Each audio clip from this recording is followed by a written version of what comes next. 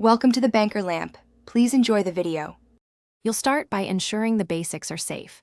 Charge the phone or confirm 20% battery, because interrupted installs can corrupt apps. Once done, open the Google Play Store and make sure you're signed into the account that installed the app.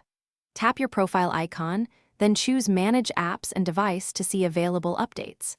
This screen shows pending updates and app sizes, which helps you decide whether you need Wi-Fi versus mobile data. Now locate the app you want and get ready to tap Update for the specific app, or choose Update All to run several updates at once. This saves time but can use more data. Make sure you're on Wi-Fi for large downloads, because mobile caps can incur charges. You'll see progress in the Play Store and in the notification shade, so monitor for errors. If the update requests new permissions, review why they're needed and accept only required ones. Declining may prevent the app from updating or functioning correctly. Wait until the status reads Installed.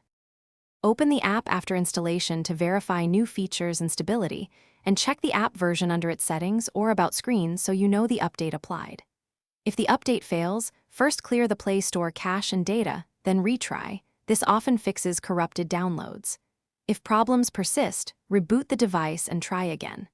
As a last resort, uninstall and reinstall the app, but make sure you've backed up any important app data, because uninstalling may remove local content.